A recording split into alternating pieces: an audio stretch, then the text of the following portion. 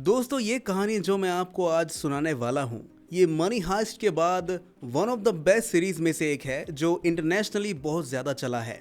और ये एक कोरियन सीरीज है जो बहुत ही ज़्यादा एडवेंचर्स और एक ऐसी कहानी है जो आपको बहुत ही ज़्यादा लगाव महसूस करवाएगी अपने आप से। तो चलिए शुरू करते हैं। कहानी की शुरुआत में हम कहानी के पहले कैरेक्टर सियोंग को देखते हैं। सियोंग 10 साल पहले एक कंपनी से अपने जॉब खोकर अब एक जगह ड्राइवर का काम करता है, जिसकी वजह से उसके ऊपर बहुत ज्यादा कर्ज है। इसलिए उसकी वाइफ ने उसे 3 साल पहले डाइवोर्स देकर किसी और से शादी कर ली, जिसके बाद से सियोंग अपनी माँ के साथ ही रहता है और उसकी एक 10 साल की बेटी भी है जो उसकी वाइफ के साथ रहती है। सियोंग बीच बीच में अपनी बेटी से मिलने भी जाता है। आज उसकी बेटी का बर्थडे है, इसलिए सियोंग की माँ उसे कुछ पैसे देकर उसकी बेटी को अच्छे से रेस्टोरेंट में डिनर करवाने के लिए कहती है। लेकिन सियोंग तो बहुत बड़ा जुआरी था, इसलिए उसके माँ के बाहर जाने पर सियोंग उनका एटीएम कार्ड लेकर बैंक से सारे पैसे निकाल लेता है और अब वो सारे पैसे लेकर जुआ खेलने के लिए एक घोड़े के रेस में पहुंच जाता है और वहां से वो 45 लाख वॉन जीत लेता है, जो इंडियन रुपीस में लगभग 2,87,000 रुपए के बराबर है। अब इतने पैसे जीतने के बाद सियोंग बहुत ही खुश हो जाता है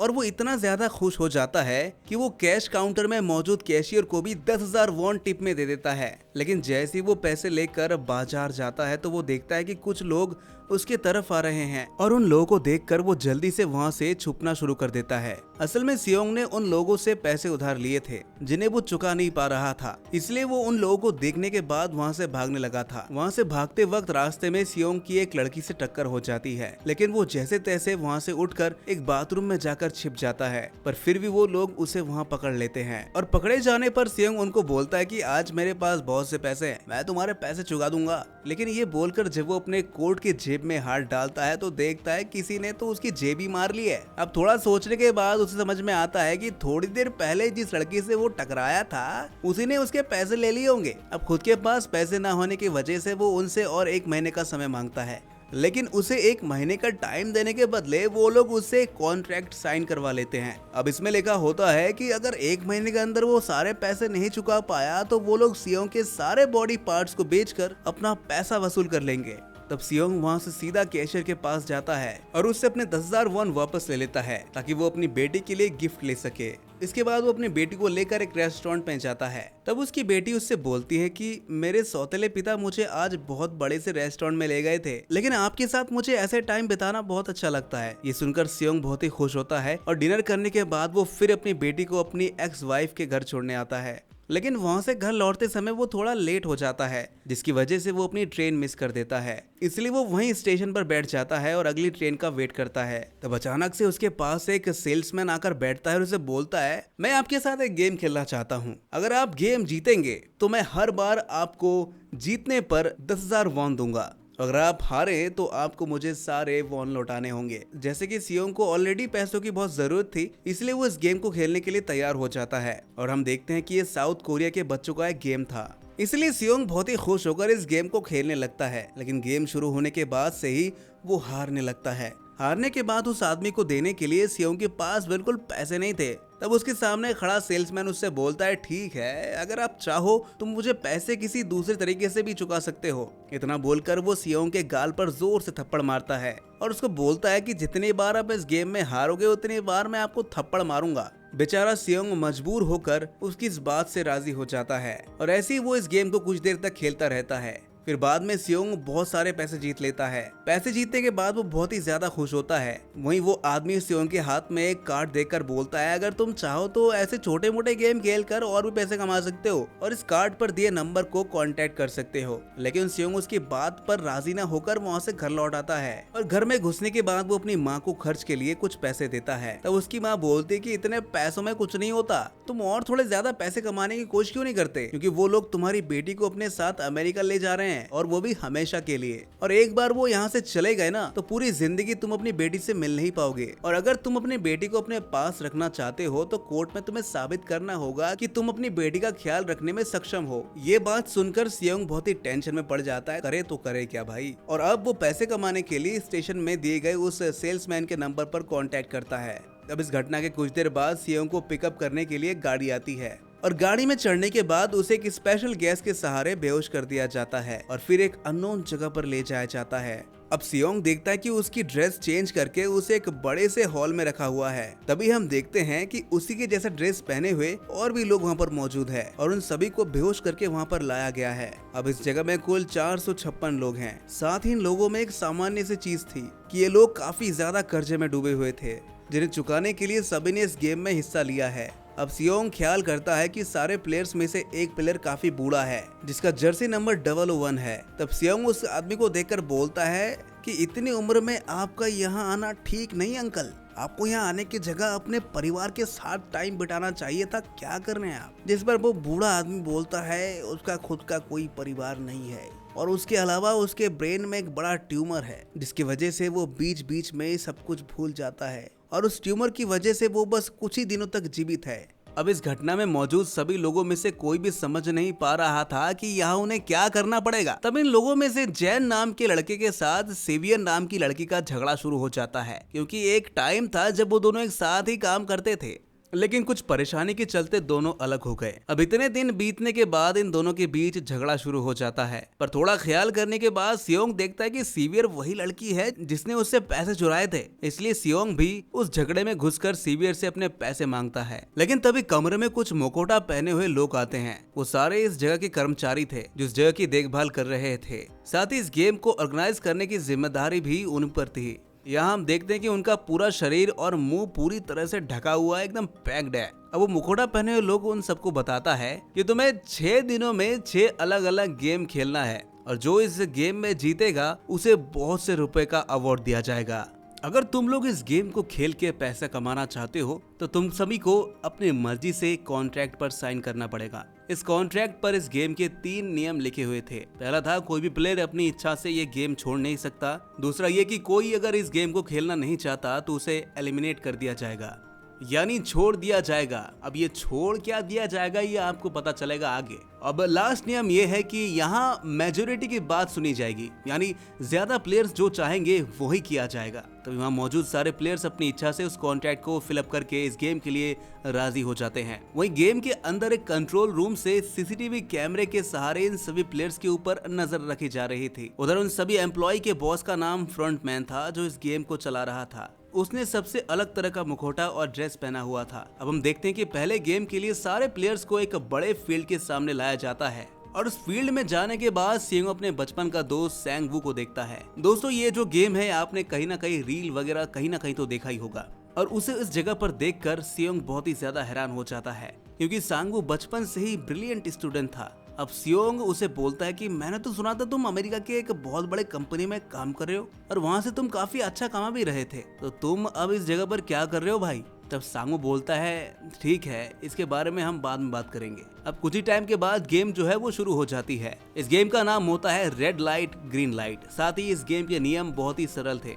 सारे प्लेयर्स को फील्ड के एक तरफ खड़ा होना है और दूसरी तरफ एक बड़ी रोबोट डॉल खड़ी होगी। इस गेम के नियम ये है कि वो डॉल जब दूसरी तरफ घूमकर गाना गाएगी तब इन सारे प्लेयर्स को धीरे धीरे करके सामने की तरफ जाना होगा और जब वो डॉल गाना बंद करके पीछे की तरफ मुड़ेगी तब सभी को वही खड़े रहना होगा। कोई भी प्लेयर अपनी जगह से हिल नहीं सकता और अगर कोई हिला तो उसे इस गेम से एलिमिनेट कर दिया जाएगा, यानी मार दिया जाएगा। अब उनको ये नहीं पता कि उनको मार दिया जाएगा, उनको सिर्फ ये पता है कि एलिमिनेट यानी गेम से बाहर कर दिया जाएगा। अब कुछ समय के अंदर ही गेम शुरू हो जाता है और वो डॉल जब गाना शुरू करती है तो सभी धीरे धीरे आगे की तरफ बढ़ना शुरू कर देते हैं। लेकिन जब वो डॉल गाना बंद करके पीछे की तरफ मुड़ती है तो एक लड़का अपनी जगह से हिल जाता है और वो डॉल अपनी आंखों से ये सब कैप्चर कर लेती है और तभी बहुत जोर से एक गोली की आवाज आती है। असल में जो लड़का हिल गया था उसे गोली मार दिया गया है, जिसे देखकर बाकी सभी प्लेयर्स बहुत ज्यादा घबरा जाते हैं और फिर वहां से भागने लगते हैं। लेकिन गेम के नियम के मुताबिक उस वक्त रेड लाइट थी, यानी कि कोई वहां से हिल नहीं सकता,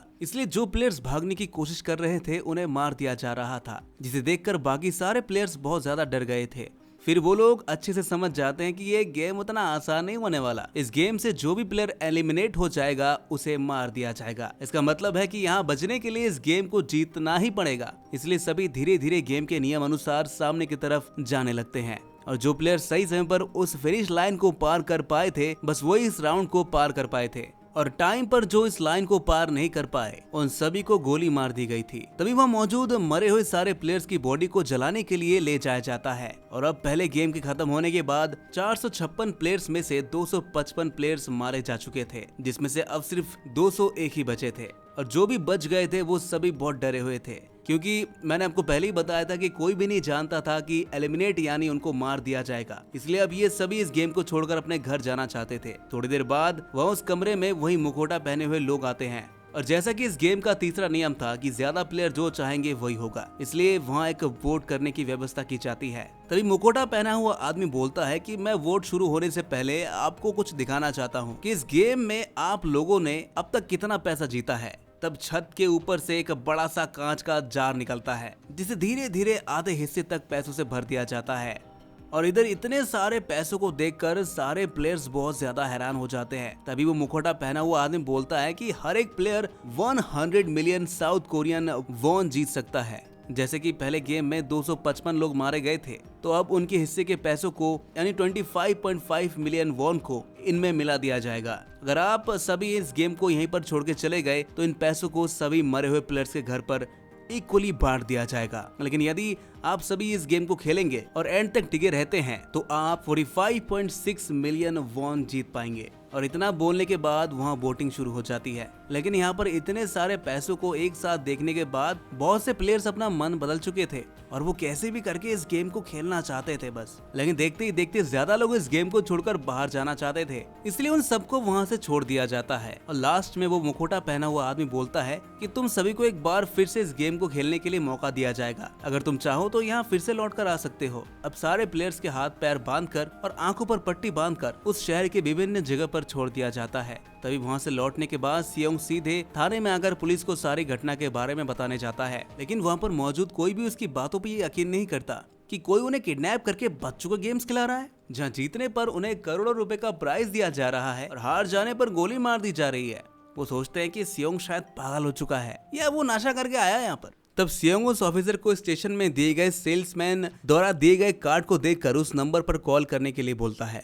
लेकिन यहाँ फोन करने के बाद पता चलता है कि वो एक रॉन्ग नंबर है, जिसे एक लड़की उठाती है। ये देखने के बाद सियोंग को वहाँ से हताश होकर घर लौटना पड़ता है। और लौटते समय वो रास्ते में अपने दोस्त सांगबू को देखता है, जो छुपकर अपनी माँ को देख रहा था, लेकिन वो अपने घर नहीं जा रहा था। तो सांग उससे पूछता है, तुम्हें क्या हुआ है भाई, तो अपने घर क्यों नहीं जा रहा है? तब सांगू उससे बोलता है कि मैं जिस कंपनी में काम करता था वहाँ से बहुत से पैसे लेकर मैंने स्टॉक मार्केटिंग में लगा दिया था, लेकिन बाद में मैं उन सारे पैसों को हार गया और अब मेरे ऊपर 6 मिलियन वॉन का कर्जा है, जिसकी वजह से पुलिस और बैंक वाले मुझे ढूंढ रहे हैं। इसलिए वो अपने घर नहीं जा पा रहा, उसे हमेशा छुपकर रहना पड़ता है। जब वो दोनों बात कर रहे होते हैं तब सियोंग को हॉस्पिटल से एक कॉल आता है। उसे बताया जाता है कि उसकी माँ की तबीयत बहुत ज्यादा खराब है और वो हॉस्पिटल में है। हॉस्पिटल में जाने के बाद डॉक्टर सांगवू को बताते हैं कि उसकी माँ के पैरों पर बहुत दिनों से एक चोट लगी थी और डायबिटीज की वजह से वो ठीक नहीं हो पा रही है। अब उनके पाँव की हालत इतनी खराब हो चुकी है कि उनके पैरों को अब काटना ही पड़ेगा, लेकिन इस ऑपरेशन के लिए बहुत से पैसों की जरूरत है और उसके पास तो पैसे थे ही नहीं। इसलिए वो मजबूरी में अपने एक्स वाइफ से पैसे मांगने के लिए चला जाता है। तब उसकी एक्स वाइफ बोलती है कि मेरे पास कोई पैसे वैसे नहीं है और मैं अब तुम्हारी कोई मदद नहीं कर सकती। लेकिन उसकी एक्स वाइफ का पति ये सारी बातें सुन लेता है और वो घर से पैसे निकाल कर सांगवू को देता है और बोलता है कि इतने पैसे रख लो और हाँ, इसके बाद तुम कभी भी मेरे परिवार के पास आने की कोशिश मत करना। ये सुनकर सांगू बहुत ही गुस्सा हो जाता है और उसे उसके पैसे लौटाकर उसे ही पीटने लगता है। असल में सांगू अपनी बेटी से बहुत प्यार करता था और वो उससे कभी अलग नहीं होना चाहता था। इसके बाद सेवियर नाम की लड़की को दिखाया जाता है जो अपने भाई से मिलने आती है। असल में उसने कुछ दिन पहले अपने भाई को एक अनाथ आश्रम में रख दिया था, क्योंकि एक टाइम था जब वो दोनों अपने माता पिता के साथ नॉर्थ कोरिया में रहते थे। लेकिन सेवियर और उसका भाई जैसे तैसे वहाँ से छुपकर साउथ कोरिया चले गए थे और उसकी माँ अभी भी नॉर्थ कोरिया में ही फंसी हुई थी और उन्हें इस देश में लाने के लिए उसे बहुत से रुपयों की जरूरत थी। इसलिए वो अपने भाई को इस अनाथ आश्रम में रखकर तरह तरह से पैसों को इकट्ठा करने में लगी हुई थी। तब वो अपने भाई को बोलती है कि कैसे भी करके वो माँ को यहाँ ले आएगी और उसे भी यहाँ से ले जाएगी, जिसके बाद वो लोग फिर से पहले की तरह रहेंगे। अब यहाँ पर हम एक अली नाम के लड़के को देखते हैं जो स्क्विड गेम में इन सभी के साथ था। अली एक कारखाने में काम करता था, लेकिन बहुत दिनों से उसका बॉस उसे उसके काम का पैसा नहीं दे रहा था, जिसके चलते वो अपने मालिक से पैसे मांगता रहता, पर उसका मालिक उसे पैसे देने से साफ मना कर देता। इधर अली को उन पैसों की बहुत ज्यादा जरूरत थी, इसलिए वो अपने मालिक से उन पैसों को छीनने की कोशिश करता है और उन दोनों के झगड़े के बीच उसके मालिक का हाथ उस कारखाने के एक मशीन के अंदर घुस जाता है और वो बुरी तरह से कट जाती है। और इस मौके का फायदा उठाकर अली अपने पैसे लेके वहाँ से भाग जाता है और उन सभी पैसों को अपनी पत्नी को देकर बच्चों के साथ अपने देश वापस जाने को बोलता है। असल में अली पाकिस्तान देश का निवासी था, लेकिन ज्यादा पैसे कमाने के लिए वो अपने पूरे परिवार के साथ साउथ कोरिया आ गया था। वहीं दूसरी तरफ हम देखते हैं कि सांगबो जिस थाने में सुबह गया था, उस थाने का एक पुलिस ऑफिसर काफी दिनों से अपने भाई को ढूंढ रहा था और अब वो अपने भाई को ढूंढने के लिए उसके हॉस्पिटल में चला जाता है और वहां जाकर छानबीन करने लगता है। तब ऑफिसर को स्क्विड गेम का वही कार्ड मिलता है जिसे लेकर सांगवू उनके थाने में आया था। अब वो पुलिस वाला समझ जाता है कि सुबह सांगवू उन लोगों को सब कुछ सच बता रहा था और उसके मुताबिक सांगबो सुबह जिसकी बात कर रहा था उसका भाई भी शायद वहीं पर हो सकता है। अब अपने भाई के बारे में पता लगाने के लिए वो सांगबो से मिलने जाता है। इधर हम देखते हैं कि सियोंग मेंटली पूरी तरह से टूट चुका है क्योंकि उसकी मां की तबीयत काफी ज्यादा खराब है और उनका इलाज करने के लिए उसके पास पैसे नहीं है। साथ ही उसकी बेटी कुछ दिनों में देश छोड़कर हमेशा के लिए उससे दूर चली जाएगी, इसलिए वो ये सारी बातें सोचकर काफी ज्यादा परेशान हो जाता है। तभी वहाँ पर पुलिस ऑफिसर आता है और उससे उस कार्ड के बारे में पूछता है, लेकिन सांगबो अब अपना बयान बदल देता है और बोलता है कि सुबह उसने बहुत ज्यादा नशा किया था, इसलिए वो थाने में जाकर उल्टी सीधी बात बोल रहा था और उस कार्ड को उसने रास्ते से उठाया था। लेकिन उसकी ये बात सुनकर पुलिस ऑफिसर समझ जाता है कि सांगबो झूठ बोल रहा है। अब घर लौटने के बाद सांगबो देखता है कि स्क्विड गेम में लौटने के लिए उसे फिर से एक कार्ड दिया गया है जिसके पीछे एक जगह का एड्रेस दिया हुआ है और जैसे कि उसे पैसों की बहुत जरूरत थी इसलिए वो इस गेम में वापस हिस्सा लेने का तय करता है। फिर हम देखते हैं कि सिर्फ सांगबो ही नहीं बल्कि उन सभी लोगों को भी गेम में लौटने के लिए इनवाइट दिया गया है।